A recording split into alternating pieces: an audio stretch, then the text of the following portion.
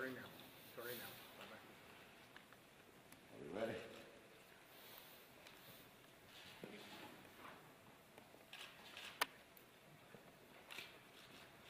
Good morning, everybody.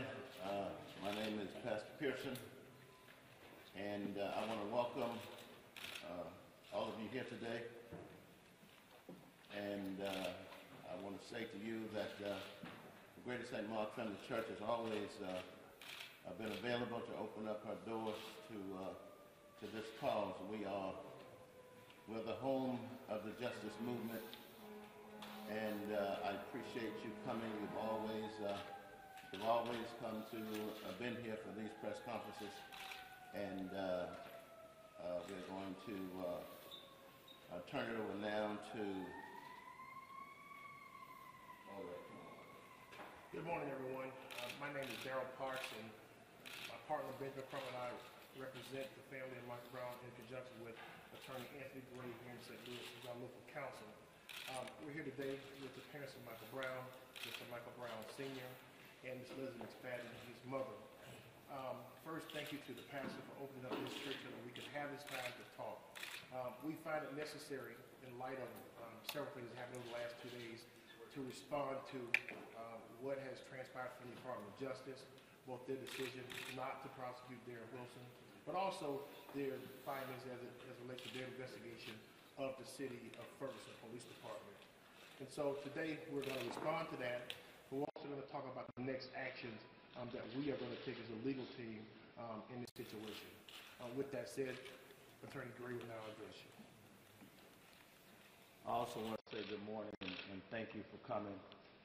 As everyone knows by now, the Justice Department has released its findings regarding this criminal investigation into the death of Mike Brown Jr. Obviously, we disagree with those findings, but at the same time, we realize that it appears as though a lot of effort and a lot of work was invested in both the federal investigation and statewide investigation. At the end of the day, we think that those conclusions were in many ways not in line with our expectations of what we viewed as the evidence on August 9th of 2014. So in that regard, we disagree. We realize also that the burden of proof for the federal and the state investigations is far different than the burden of proof in a civil case that we anticipate bringing on behalf of the family in a wrongful death case. And we do want to announce today that we are officially in a process of formulating a civil case that we anticipate will be filed very shortly on behalf of the family. In our case, we plan to show and outline pretty much the same evidence. However, you will get a more clear, a more accurate picture of what took place that day. We feel, and we've always felt from the very beginning, that Officer Darren Wilson did not have to shoot and kill Mike Brown Jr. in broad daylight in the manner that he did, that he had other options available to him, and that he chose deadly force as his option, and we plan to demonstrate in a court of law to reasonable-minded people that the choice to use deadly force was unreasonable and unnecessary under those circumstances. So we ask that you stay tuned. Once we have a complaint that's fully formulated, it will be available to the public. You will have an opportunity to take a look at it. We haven't decided yet if we're going to take questions regarding it.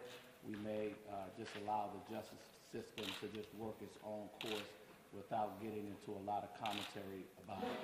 That being said, I want to tell you up front that the family members, the mother and father that are present today, because their role will be changing as a result of us filing the lawsuit, they will become litigants, will then have to limit any comments or remarks that they make. So keep that in mind as we go along in this press conference. So given that kind of backdrop, I want to turn it back over to Darren Parks, who's going to make further commentary. Thank you. Thank you very much. With that said, as you just stated, Mother and Father will not be taking questions, but we are now entering a different phase of this action. Without question, the Department of Justice made their findings known yesterday. Probably the only encouraging part of it was the things that they have found within the city of Ferguson. it's important that we remember that the things that they found within the City of Ferguson Police Department was the same culture that existed today on August 9th as Officer Darren Wilson met Michael Brown in that street. With that said, and hopefully that, if nothing else, clearly lays out why this family had such distrust for law enforcement in this agency, and we clearly see it now from the findings that the Department of Justice has made public. With that said, we'll take some questions. Who will be named in the suit?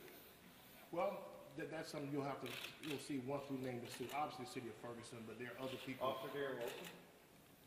Without question, he is the perpetrator.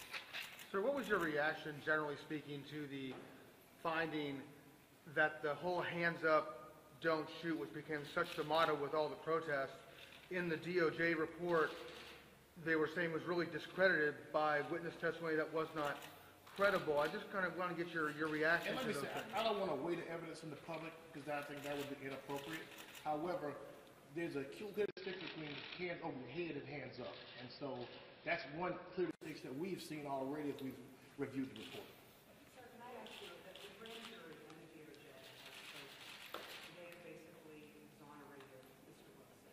The family now say, okay, maybe we had some justification? No, I think part of what they have done, they've accepted his self-defense based upon the facts that they've weighed the facts. Remember, the standard that we are now faced with is a different standard. We don't have the beyond the reasonable doubt standard. It's going to be a preponderance of evidence. We believe clearly, and I think Attorney Gray said it so well earlier, that there were other alternatives available to him. There are other facts that demonstrated that he did not have to kill Michael Brown. So whoever sits on this case will have to determine those facts and weigh those facts based upon the preponderance of the evidence, not beyond a reasonable doubt. And remember, one of the things that was said yesterday is that they couldn't meet the federal requirement. The federal requirement is a very heightened requirement under the Fourth Amendment.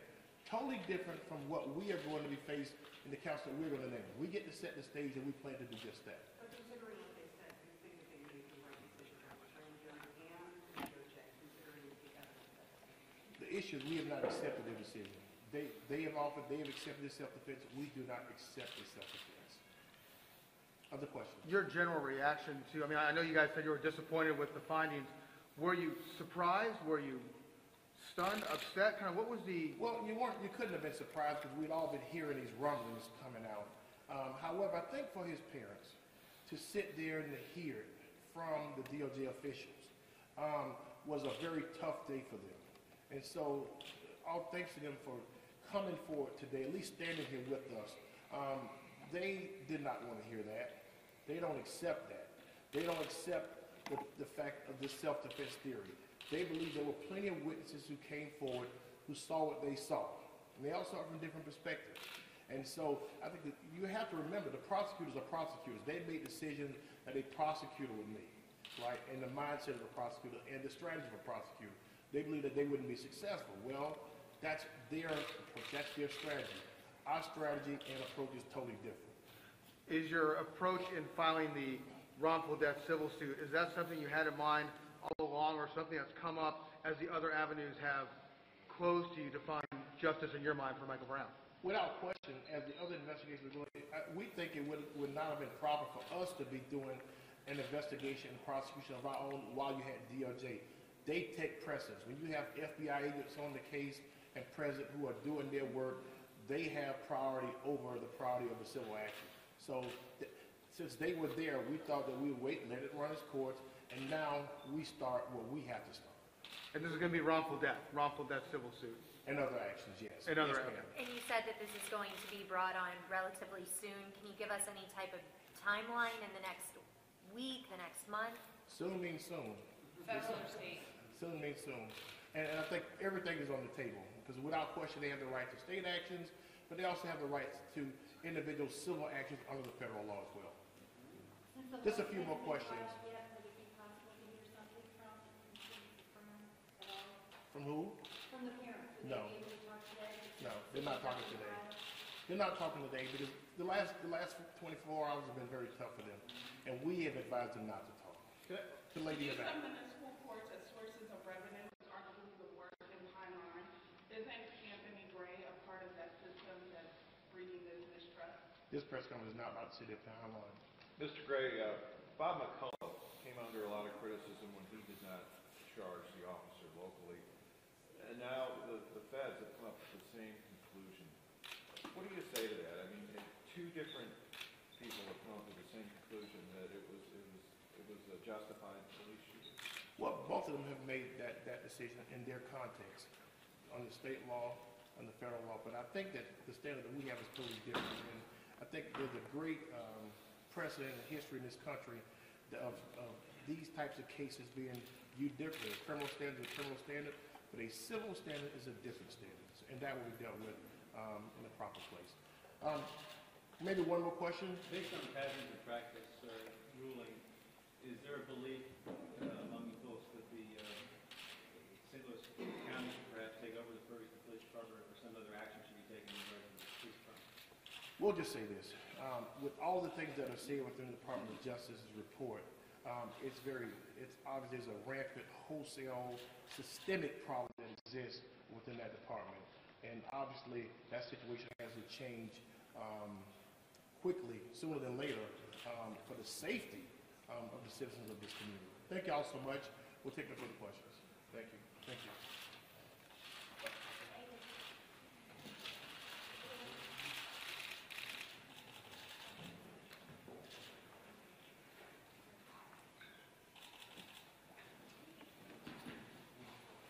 And if you have further meeting requests, most of you know the process. Thank you.